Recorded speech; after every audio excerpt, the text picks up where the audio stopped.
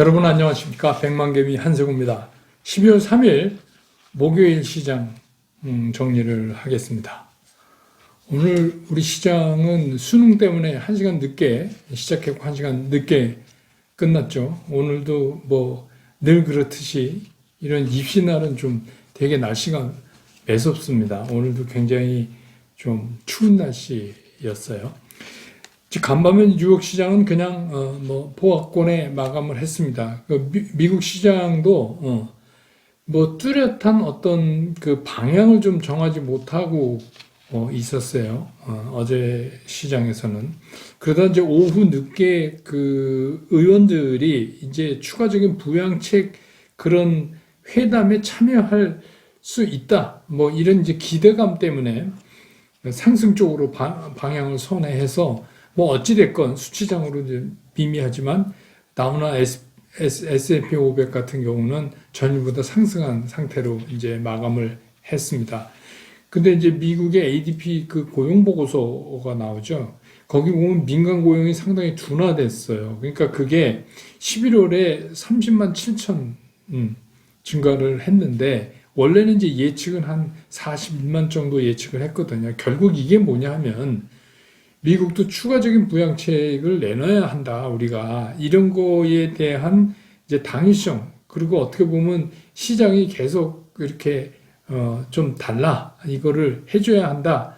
이렇게 이제 얘기를 계속 하는 셈이죠. 그래서 미국 시장은 이제 파이자 백신에 대한 긴급 사용이 승인된 거, 영국에서 그 분위기하고 또 부양책의 기대감 이런 것 때문에 끝판에는 조금씩 지수들이 상승하면서 끝나는 그런 모습으로 마감을 했습니다.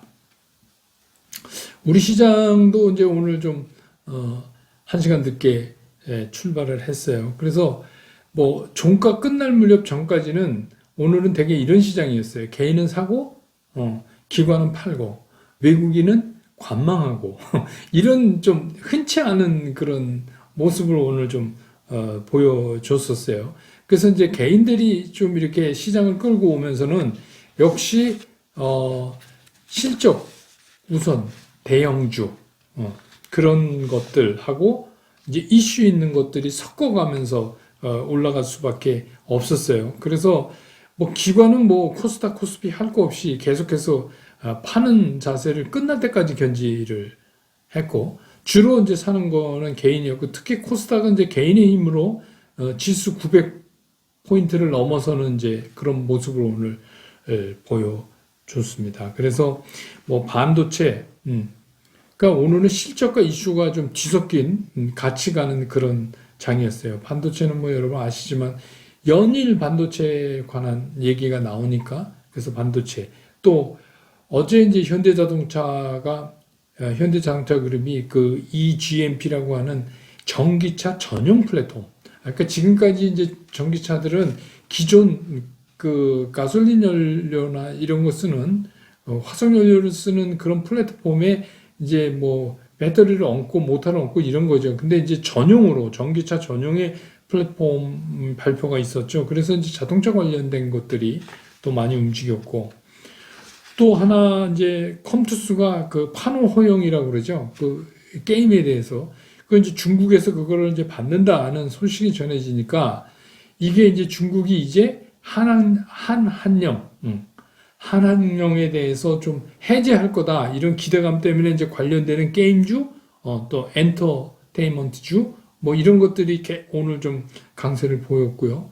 또 여러분 아시지만 이제 10일 이후서부터는 공인 그 인증서가 폐지된다 이래서 보안 관련 주식들도 좀 올랐고 그래서 또 한국에서 우리 또 국내적으로는 그 치료제 생산하는 셀트리온 제약을 필두로 해서 셀트리온 삼형제 그렇게 움직임이 보이고 이렇게 되는 시장이었어요. 근데 이제 재미난 게 종가 단일가에 외국인들이 한 1,500억 정도를 갑자기 매수를 들어왔어요. 갑자기 매수를 들어오면서 그 얘기는 무슨 얘기냐?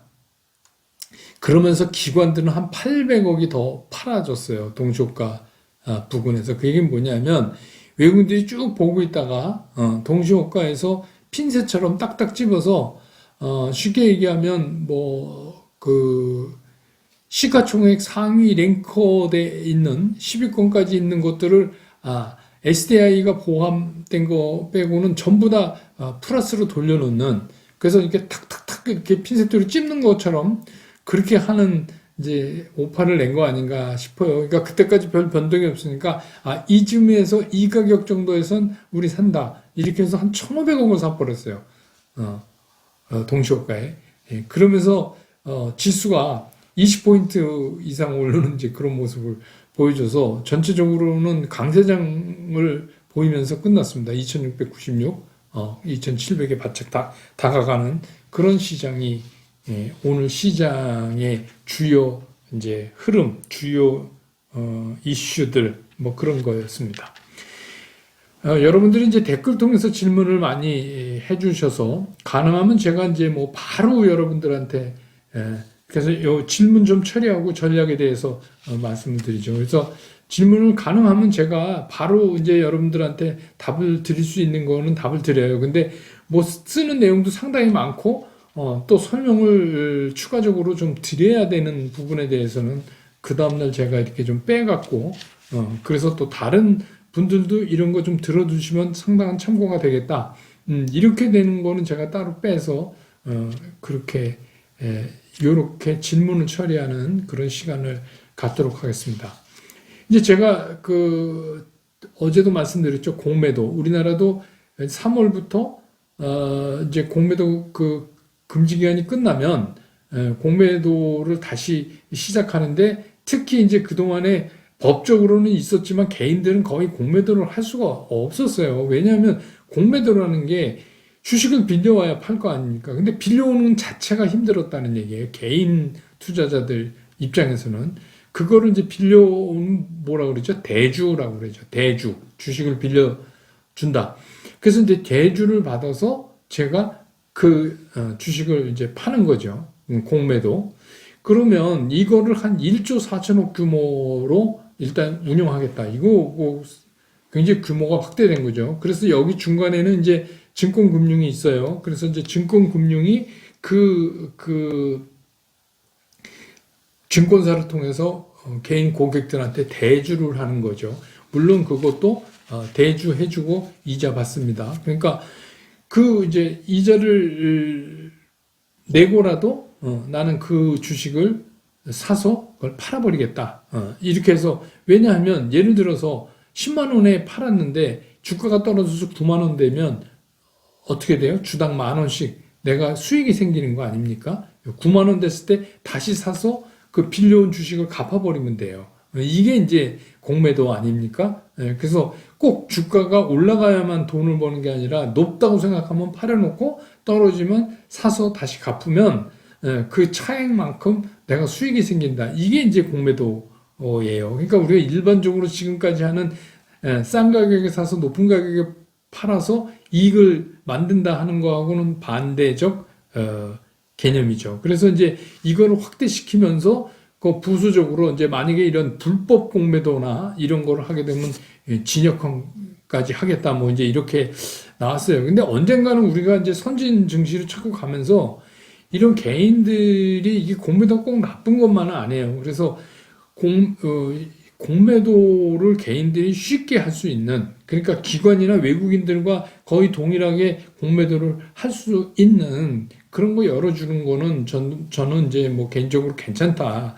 그리고 이제 뭐 좀 퍼펙트한 시장으로 가려면, 뭐 우리 흔히 쓰는 말로 선진 증시로 가려면 뭐 이런 제도가 있어야죠. 자기가 양쪽으로 생각하는 쪽에다가 투자를 할 수 있어야 되고, 그래야 이제 투자의 다양성도 있고, 또 시장이 자생적으로 한쪽으로 쏠려 내려가는 거를 막을 수 있는 기능이 있어요. 그게 무슨 얘기냐면, 주가가 좀 막 올라가서 이게 좀 과열 같다, 이렇게 생각을 하면, 그러면 이제 사람들이 주식을 빌려다가 그 주식을 막 팔 거 아닙니까? 그럼 주가가 떨어지죠. 근데 주가가 이제 계속 떨어지다가 이거 너무 떨어지는데 여기서 올라갈 것 같은데, 그러면 빨리 사람들이 주식을 사서 대주한 걸 상환하잖아요. 그게 이제 새로운 매수를 발생시켜요. 그래서 이제 시장이 자율 컨트롤하는 그런 기능을 갖게 되는 거죠. 공매도의 좋은 점. 그러니까 지금까지는 우리나라의 공매도는 굉장히 나쁜 거라고 자꾸 인식되는 이유가 뭐냐면 개인들은 못해요. 그리고 뭐 기관하고 외국인만 암암리에 이렇게 해갖고 그냥 내리 퍼부니까 물량이 나오니까 개인들은 뭐예요? 개인들은 살 수밖에 없잖아요. 파는 걸 못했잖아요, 여태까지. 그러니까 그 피해를 고스란히 개인들이 떠안아야 된다. 그래서 이제 볼멘 소리가 나오고 그런 건데, 이제는 이거를 개인도 양쪽 방향으로 다 열어주겠다, 뭐 이런 개념입니다. 그런데 이제 질문하신 게 공매도와 인버스의 차이를 잘 모르겠다. 여러분, 인버스나 공매도나 다 어떤 거냐면 향후 시장을 나쁘게 보는 거예요. 향후 시장에 주가가 떨어질 거라고 보기 때문에 하는 행위입니다. 그래서 떨어졌다가 한참 떨어진 다음에 지금 그걸 되사놓으면 그 차익이 생기잖아요. 떨어지면서도. 근데 이제 차이점은 뭐냐면 인버스 같은 거는 이게 코스피 200 지수, 그러니까 추종 지수가 있어갖고 ETF 아니에요. 인버스라는 거는. 그러니까 이건 인덱스 개념으로 하는 거고, 공매도는 개별 종목에 관한 겁니다. 그러니까 이런 거죠. 모든 주식시장이 전체적으로 이렇게 올라가는데, 올라가지만 내가 특정하는 어떤 종목은 얘는 빠질 것 같아. 이러면 공매도를 칠 수가 있는 거죠. 공매도를 해서 이제 팔아놓고 그게 떨어지면 다시 사놓고 뭐 이렇게 되는 거죠. 근데 인버스는 그게 아니라 인버스는 그 인덱스예요. 그러니까 전체 시장의 움직임을 추종하면서 하는 겁니다. 둘 다 떨어지는 쪽에 거는 거는 맞지만 하나는 개별 종목, 하나는 인덱스를 추종으로 한다. 이렇게 이제 생각하시면 돼요. 그래서 요즘 이제 많이 얘기되는 게 그 인버스의 2배, 그러니까 떨어진 그 2배를 수익으로 챙길 수 있는 이제 흔히 말하는 곧버스, 이거에 이제 걸린 사람이 많아서 계속 이렇게 이제 주가가 올라가면 그게 이제 깊어지죠. 그리고 뭐 인버스는 이제 자기가 그걸 산 거니까 주식처럼 뭐 죽이 되든 밥이 되든 안 팔아도 돼요. 근데 이제 공매도 같은 거는 상환 기간이 정해져 있어요. 물론 이제 여기 뭐 디테일하게 실제로 운영할 때 얼마 동안 연장이 가능하든지 뭐 이런 게 있겠지만 이거는 그냥 영업 무궁한 건 아니에요. 그러니까 이거는 이제 때가 되면 다시 궁극적으로 사놔야 돼요. 그러니까 궁극적으로는 새로운 수요 세력이다라고 보는 게 맞죠. 왜냐하면 공매도를 해놓는 순간부터 얘는 매도가 아니라 잠재적 매수로 바뀐다는 개념입니다. 그래서 이제 그 차이를 이제 좀 아시겠죠? 공매도는 개별 종목에 대해서, 그 인버스는 이제 인덱스 같은 거죠.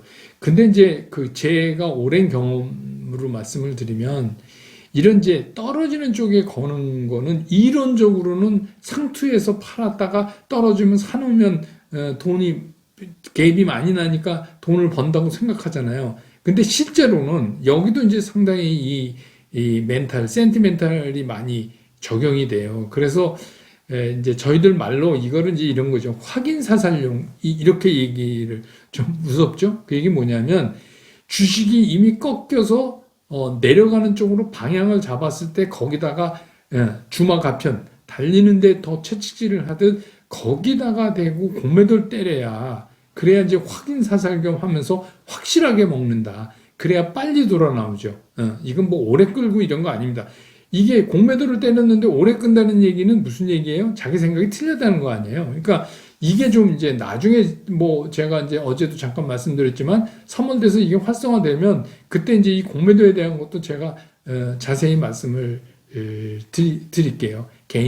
개별 공매도. 제가 처음에 증권사 들어왔을 때는 공매도 많았어요. 그러니까 법적으로 된 공매도가 아니라 그냥 하는 공매도. 그때는 뭐 전산화 되지 않았기 때문에 그래서 제가 이 공매도가 어떻게 돌아가는지 조금 감이 있어요. 그래서 그거는 그때 제가 말씀드리도록 하죠. 그 다음에 이제 뭐 아직도 이거를 잘 이해하면 기술 성장주, 가치주, 언택주 이게 뭐가 차이가 있는 거냐 이렇게 이제 물어오신 분이 있는데 이건 제가 이미 선을 딱 걷어요. 그건 뭐냐? 이젠 더 이상 무슨 컨택, 언택 이런 식으로 시장을 나누면 안 된다. 그리고 그것도 무슨 기술 성장주, 가치주 이렇게 나누면 안 된다. 어제도 잠깐 얘기 드렸잖아요. 시클러스, 사이클러스. 그건 뭐냐면 순환되는 거예요. 걔네들이라고 안 오르는 거 아닙니다. 그러니까 뭐 이렇게 이제 코로나가 진정되고 경제 활동이 정상적으로 갈 것이 기대가 되면 그러니까 그런 소위 가치주라는 표현은 조금 잘못된 거예요. 그러니까 가치주가 아니라 이런 이제 시클러스 순환에 속한 것들은 기대감을 갖고 사는 거고 이제 기술 성장주는 어떤 미래에 대한 어떤 추세가 형성됐을 때 그걸 확인하고 사는 쪽으로 해야 실수를 안 하죠. 그러니까 지금은 뭐냐 하면 이런 거예요. 너 지금 돈 버는 기업이야? 너 앞으로도 벌 수 있어? 여기에 다 합당하는 거는 성장성이 있다고 보는 거죠. 이게 무슨 언택, 컨택 이런 거 소용이 없다는 거예요. 그 무슨 말씀인지 아시겠죠?